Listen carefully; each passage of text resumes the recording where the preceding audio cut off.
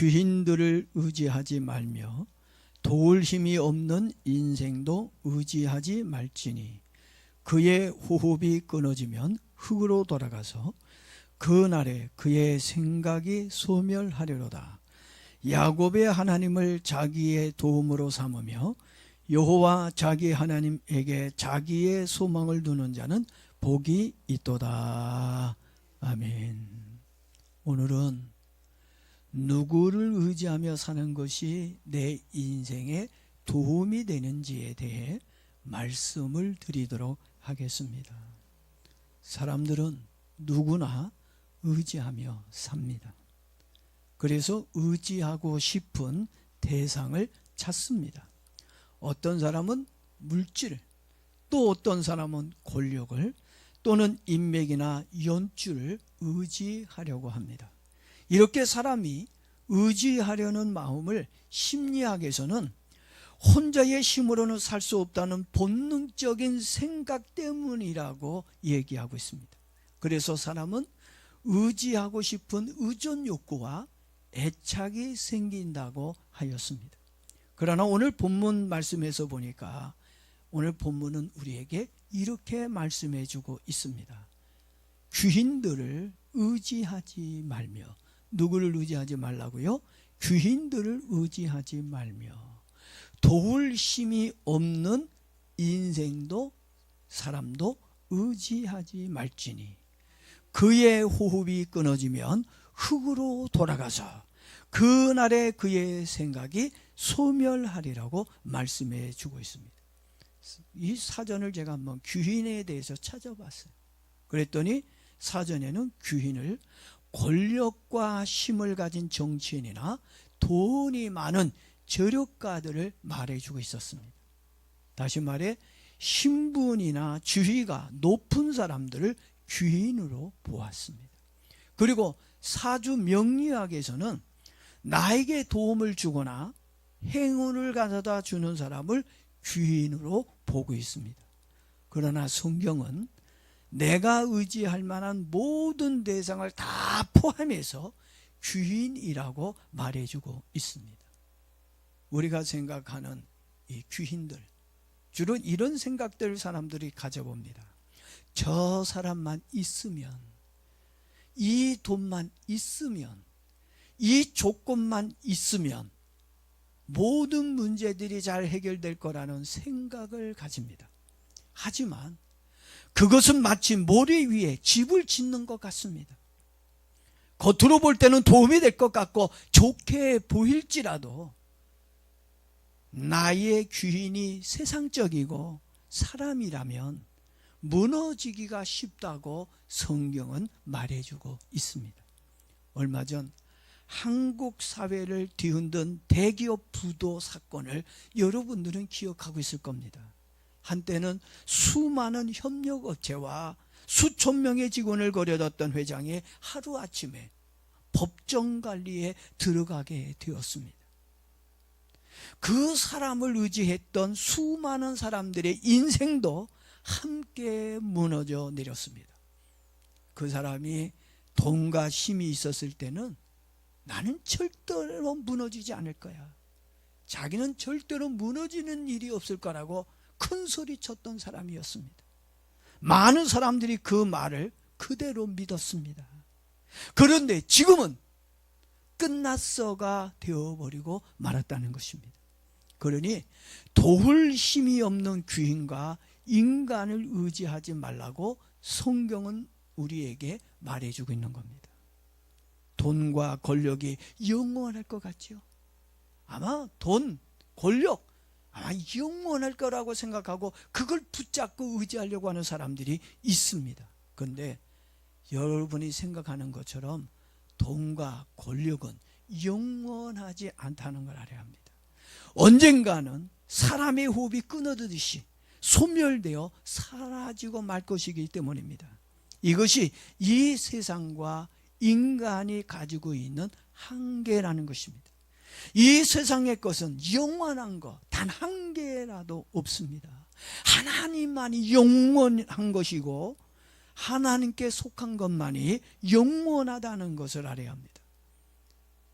영원하신 하나님이 저와 여러분의 귀인이 되길 축복합니다. 그래서 오늘 본문 5절에 보니까 야곱의 하나님을 자기의 도움으로 삼으며 여호와 자기 하나님에게 자기의 소망을 두는 자는 복이 있나니. 할렐루야. 어떤 사람이 복이 있어요?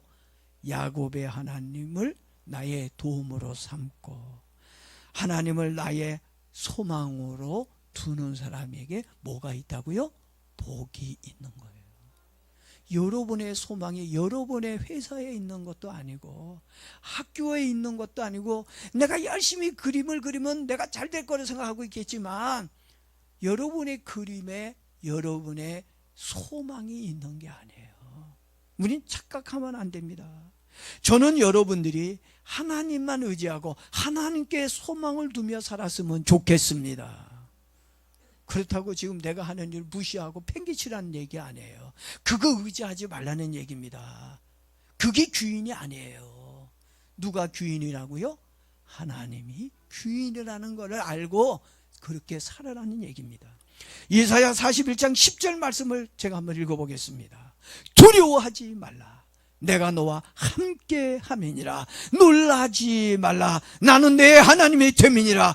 내가 너를 굳세게 하리라. 참으로 너를 도와주리라. 참으로 나의 의로운 오른손으로 너를 붙들어 주리라. 이런 말씀이 있습니다. 여기서 중요한 것은 내가 하나님을 붙잡는 힘보다 하나님이 나를 붙잡아주는 힘이 더 강하다는 것입니다. 아버지와 함께 길을 걷고 있었던 5살짜리 아이가 있었습니다. 이 아이는 자기가 아버지의 손을 꽉 잡고 걷고 있다고 생각을 하였습니다. 그런데 사실은 아버지가 아이의 손을 강하게 붙잡고 있었기에 넘어지지 않고 걷고 있었던 것입니다. 나의 안전한 삶과 축복은 나의 힘과 귀인에게 있었던 것이 아니었습니다. 하나님의 강한 손이 나를 붙잡고 있었기 때문인 줄로 믿습니다. 우리는 단지 그것을 몰랐을 뿐입니다. 어느 집사님이 사업을 하다가 연속해서 사업을 3번이나 말아먹었어요. 연속 3번 사업이 실패하게 되었습니다. 그 와중에 사랑하는 아내가 큰 병에 걸렸습니다. 그는 인생의 밑바닥을 맛보며 더 이상 버틸 힘이 없었습니다. 그래서 어느 날 새벽에 일어나 눈물을 흘리며 기도를 했습니다. 기도를 드리다가 성경을 뒤졌어요. 성경을 쭉 펴서 읽었습니다. 읽었는데 어떤 말씀을 읽었냐면 이사야 41장 10절 말씀을 읽었습니다. 그 10절 말씀이 눈에 확 들어왔어요. 두려워하지 말라. 내가 너와 함께합니다.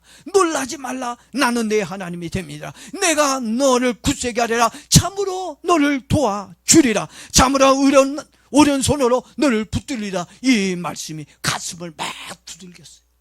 그러면서 깨달았습니다.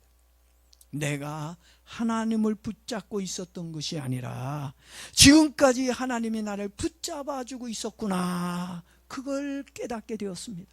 그렇다고 해서 그 사람의 환경이 하루아침에 갑자기 변한 건 아니었습니다. 그 집사님의 마음에는 하나님을 의지하라는 믿음으로 충만해졌습니다. 하나님께 함께 해주시고 선하게 인도해 주신다는 믿음으로 성실하게 하루하루를 기도하며 살았습니다. 결국 하나님을 의지하며 살았더니 사업도 회복이 되었고 아내의 건강도 회복이 되는 축복을 받았습니다. 그 집사님은 하나님을 의지할 때는 아무것도 눈에 보이는 것이 없었지만 하나님은 인생의 방향과 자신의 삶을 바꾸어 주셨다고 이야기하고 있습니다. 하나님만이 진정한 귀인이십니다. 하나님께 소망을 두며 살길 축복합니다.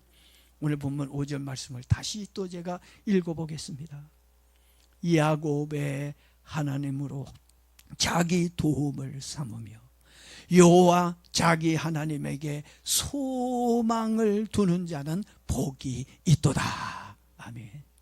성경 말씀은 단지 슬픔 당한 사람들에게 위로해 주기 위해 기록된 말씀이 아닙니다. 립서비스나 달콤한 말로 위로해 주는 것으로 끝나지 않습니다. 하나님은 말로 위로해 주고 끝나는 분이 아닙니다. 여러분의 하나님은 압제당하고 있는 자의 압제를 풀어주시고, 굶주린 자에게는 먹을 것을 주시며, 갇힌 자에게는 자유를 주시고, 눈먼 자에게는 눈을 뜨게 해주시고, 고아와 가부를 현실적으로 도와주시는 분이십니다. 성경은 추상적인 위로가 아니에요. 오늘 우리의 가정과 직장과 나의 삶의 현장에서 실제적으로 도와주신다는 것입니다. 지금 우리는 불확실한 사회에서 살고 있습니다. 경제는 요동치고 있지요.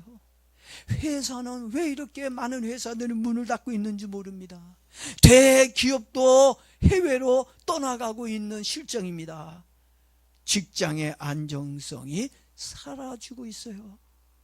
그러니 은퇴 후 노후 자금에 대한 걱정이, 나이 먹으면 어떻게 살지, 이런 걱정이 뭘로 바뀐 줄 알아요? 두려움으로 변했습니다. 내가 이렇게 몸이 안 좋아지면 어떡하지? 이런 걱정이 실제적으로 몸이 나빠지는 그런 두려움을 우리는 지금 겪고 있다는 얘기입니다. 건강 또한 나이를 먹어갈수록 예측하기가 더욱 힘들어지고 있습니다.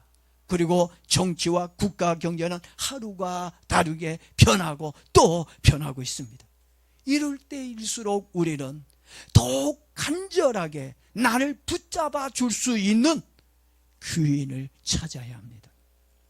여러분의 귀인이 누구입니까? 사람입니까? 아니면 돈입니까? 아니면 하나님이십니까? 하나님께 소망을 두며 사는 자는 폭풍 속에서도 헤쳐나갈 것입니다. 칠흑같이 캄캄한 밤길에도 길을 잃어버리지 않게 될 것입니다. 주식시장이 출렁거리고 질병의 위협이 닥쳐와도, 또한 인간관계가 끼어질지라도 그 마음에는 무너지지 않는 편안함이 있을 것입니다. 예수님이 이렇게 말씀하셨습니다. 요한복음 16장 33절에 예수님은 세상에서는 너희가 환난을 당하나 담대하라, 내가 세상을 이기었노라고 말씀하셨습니다. 예수님은 십자가와 부활로 이 세상을 이기셨습니다. 그리고 히브리서 2장 18절에서 또 이렇게 말씀하고 있습니다. 그가 시험을 받아 고난당하였은즉 시험 받는 자들을 능히 도우실 것이니라. 오늘 시험 받고 힘들어하는 우리를 능히 돕는 은혜가 일어날 줄로 믿습니다.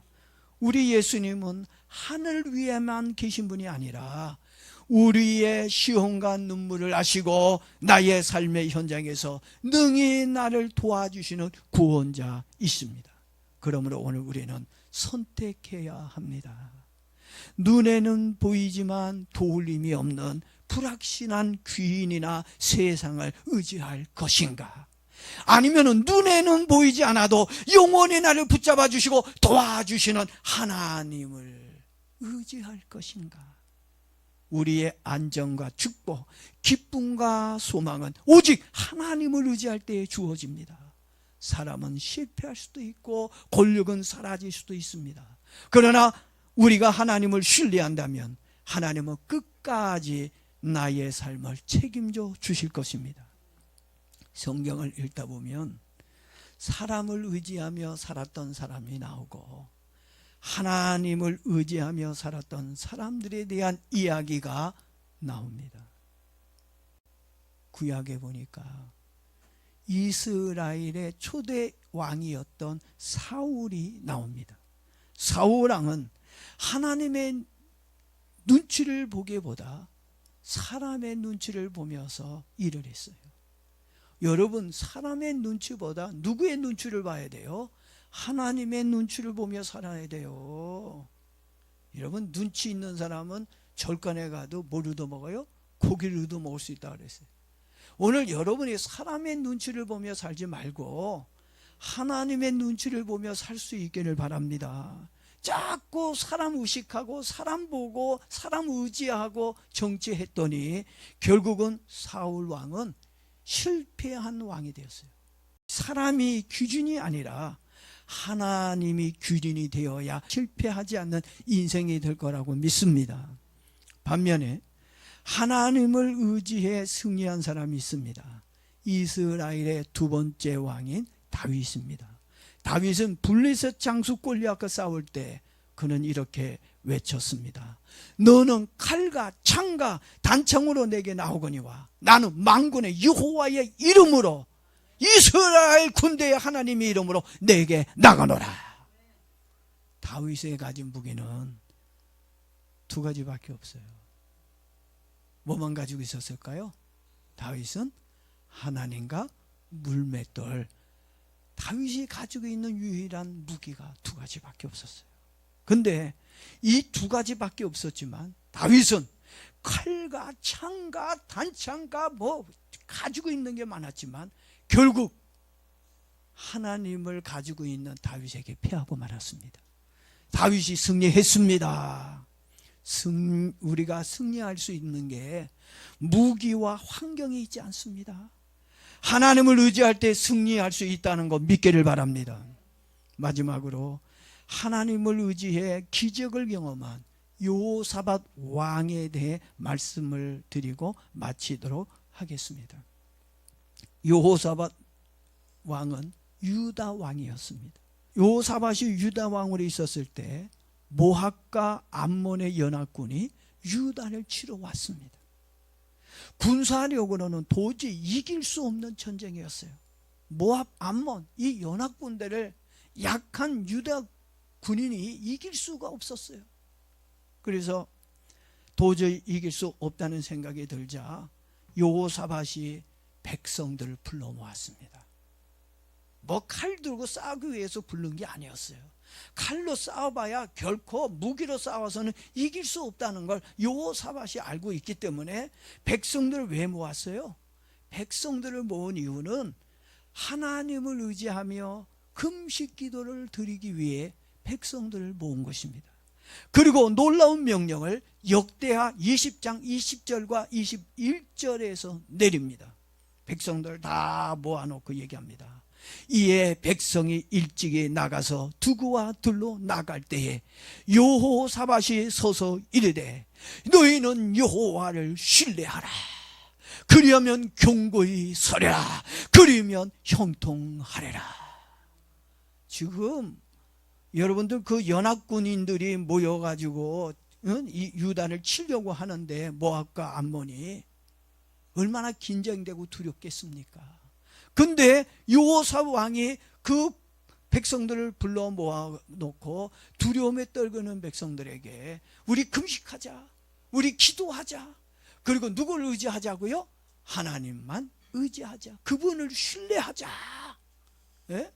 그분만을 바라보자라고 얘기하고, 그러면 우린 경고할 거야. 그러면 우리는 형통할 거야. 그러면 우리는 승리할 거야. 두려워하지 말고 누구만 의지하자고요? 하나님만 의지하자. 그러면서 뭐라고 얘기합니까? 찬송하는 자들 택하여 거룩한 예복을 입히고 군대 앞에서 행진하며 여호와께 감사하세요. 그의 인자하심이 영원하도다라고 외쳤습니다.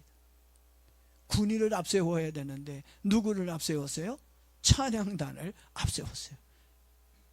우리의 인간의 눈으로 봤을 때 그게 싸워서 이길 수 있는 조건이 됩니까? 좀 우리가 봤을 땐 미련해 보이는 거죠. 아닌데 저거는.